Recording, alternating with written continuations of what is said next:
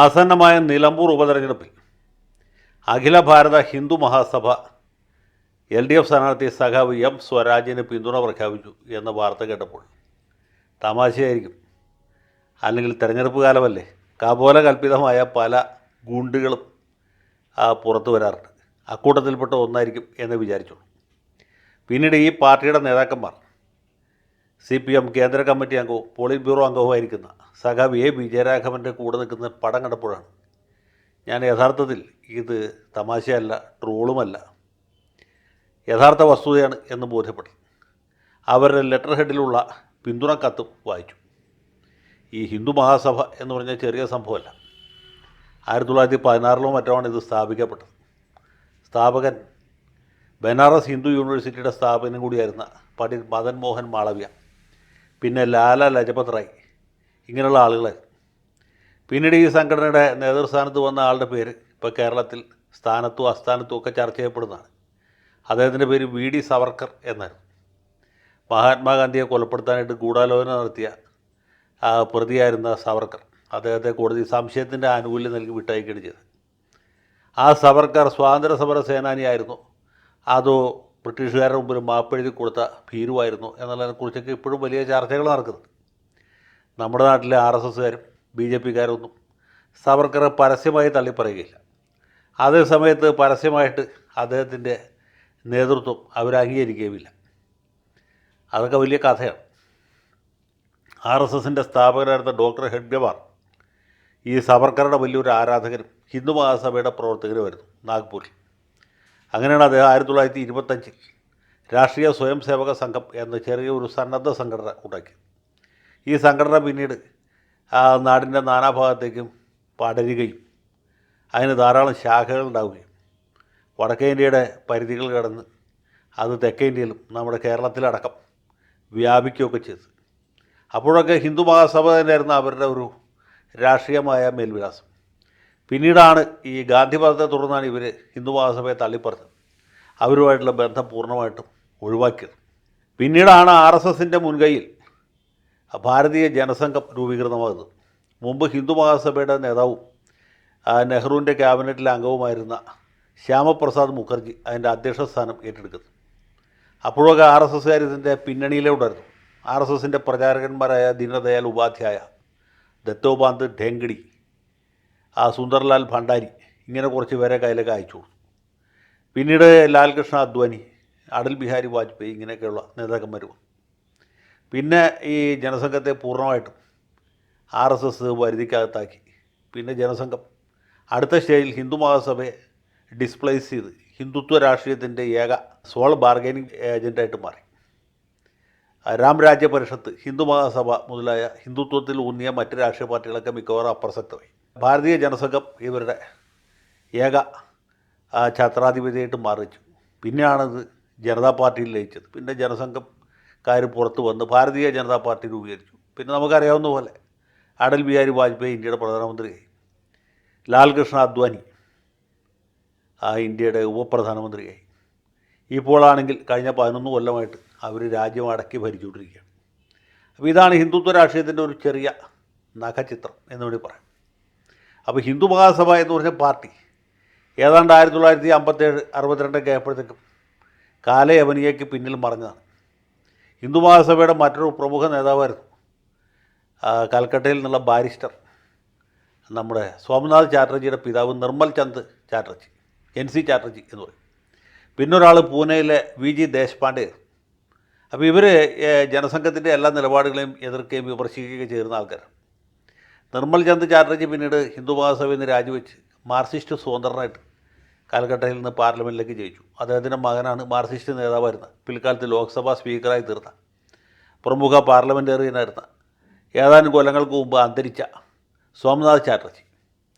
അപ്പോൾ ഇങ്ങനെയൊക്കെയുള്ള പല ചരിത്രങ്ങളും ഇതിനകത്തുണ്ട്. ആ സംഘടന എന്നേ കാലപുരി പോയി, അല്ലെങ്കിൽ അതിൻ്റെ ലെറ്റർ ഹെഡും സീലും പോലും ചെതലെടുത്ത് പോയി എന്നാണ് നമ്മൾ ധരിച്ചത്. ഇപ്പോഴിതാ അഖില ഭാരത ഹിന്ദു മഹാസഭ എന്ന പേരിൽ ചില ആളുകൾ നിലമ്പൂർ വന്ന്, അല്ലെങ്കിൽ മലപ്പുറത്ത് വന്ന് സഖാവ് സ്വരാജിന് പിന്തുണ പ്രഖ്യാപിച്ചിരിക്കുകയാണ്. സ്വരാജാണെങ്കിൽ മതേതരത്വത്തിൻ്റെ ബ്രാൻഡ് അംബാസഡറാണ്. RSSനെയും മറ്റ് ഹിന്ദുത്വ ശക്തികളെയൊക്കെ കഠോരമായി എതിർക്കുന്ന ആളാണ്. തുല്യ നിലയിൽ ജമാഅത്തെ ഇസ്ലാമിയെ എതിർക്കുന്ന ആളാണ്. അങ്ങനെ എല്ലാ തരത്തിലുള്ള സർവാധികാര പ്രവണതകളെയും ഫാസിസത്തെയൊക്കെ മൂച്ചൂട് എതിർത്തുകൊണ്ടിരിക്കുന്ന ഈ സഖാവിനെ തന്നെ കണ്ടുപിടിച്ച് അദ്ദേഹത്തെ പിന്തുണയ്ക്കാൻ എന്താണ് അവരെ പ്രേരിപ്പിച്ചതെന്ന് നമുക്കറിയില്ല. ഒരുപക്ഷെ നിലമ്പൂർ മത്സരിക്കുന്ന ഏക ഹിന്ദു സ്ഥാനാർത്ഥി ഇദ്ദേഹമാണ് എന്നുള്ളതുകൊണ്ടായിരിക്കാം. പ്രമുഖ സ്ഥാനാർത്ഥികളിൽ ഹിന്ദുവായിട്ട് പുള്ളി മാത്രമേ. ഒരാൾ ആര്യൻ ഷൗക്കത്താണ്, മറ്റൊരാൾ അൻവറാണ്. BJPയുടെ സ്ഥാനാർത്ഥിയാണെങ്കിൽ ക്രൈസ്തവനാണ്. അപ്പോൾ ഏത് നിലക്ക് നോക്കിയാലും ഹിന്ദു സമുദായത്തിൽ നിന്നൊരാൾ നിലമ്പൂർ MLA ആകണമെങ്കിൽ ആര് ജയിക്കണം? സ്വരാജ് ജയിക്കണം.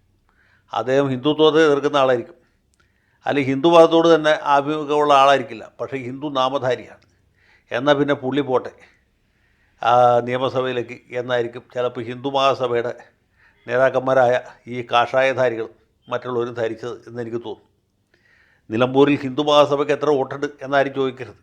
മിക്കവാറും 0-അടുത്ത ഒരു സംഖ്യ ആയിരിക്കാനേ സാധ്യതയുള്ളൂ. ഇനി ഇവരുടെ പിന്തുണ കൊണ്ട് സഖാവ് സ്വരാജിന് എന്താണ് നേട്ടം എന്ന് ചോദിക്കരുത്. പ്രത്യേകിച്ച് ഒരു നേട്ടവുമില്ല. പിന്നെ ഈ സാംസ്കാരിക നായകർ പിന്തുണ പ്രഖ്യാപിക്കുന്ന പോലെ ഹിന്ദു മഹാസഭ പ്രഖ്യാപിച്ചു എന്ന് മാത്രം വിചാരിച്ചാൽ മതി. സാംസ്കാരിക നായകർക്ക് ആർക്കും അവിടെ വോട്ടില്ല. അവരുടെയൊക്കെ വോട്ട് അവരവരുടെ നാട്ടിലാണ്. എനിക്ക് നിലമ്പൂരിൽ വോട്ടുണ്ടായിരുന്നെങ്കിൽ ഞാൻ സ്വരാജിന് ചെയ്യുമായിരുന്നു എന്ന് പറയുന്ന ഒരുപാട് ആളുകൾ നമ്മുടെ നാട്ടിലുണ്ട്. പക്ഷേ അവർക്ക് ആർക്കും വോട്ട് നിലമ്പൂരിലല്ല.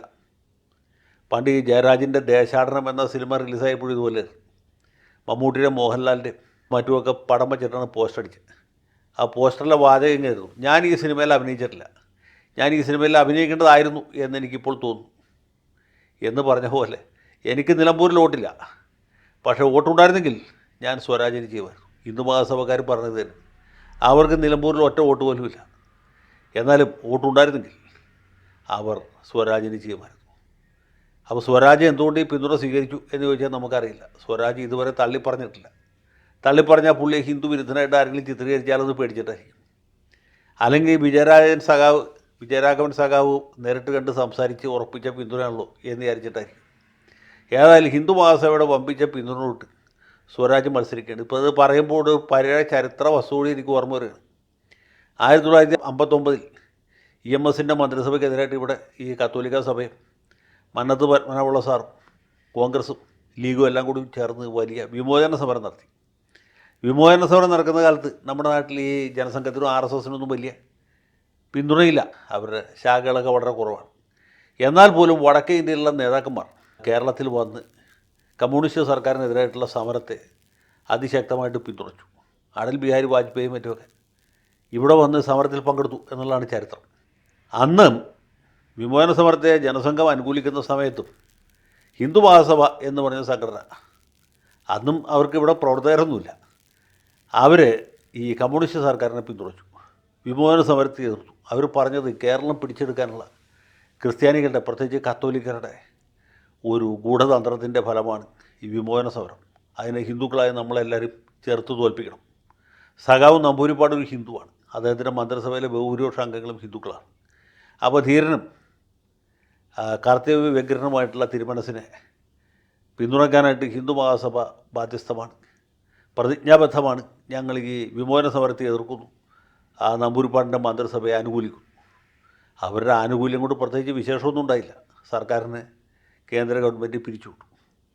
പക്ഷേ എന്നാലും ആ സന്ദർഭത്തിൽ ഇതുപോലെ ധീരമായ നിലപാട് സ്വീകരിക്കാൻ കഴിവ് തെളിയിച്ച, അല്ലെങ്കിൽ കർത്തവ്യ വ്യഗ്രത തെളിയിച്ച ഒരു സംഘടനയാണ് ഹിന്ദു മഹാസഭ.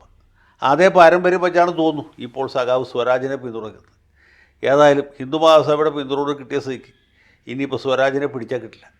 പുള്ളിയുടെ ഭൂരിപക്ഷം എത്രയിൽ നിന്ന് എത്രയിലേക്ക് ഉയരും എന്ന് മാത്രമേ നോക്കാനുള്ളൂ. അദ്ദേഹത്തിന് എല്ലാ വിജയാശംസകളും നേരുന്നു. ലാൽ സലാം.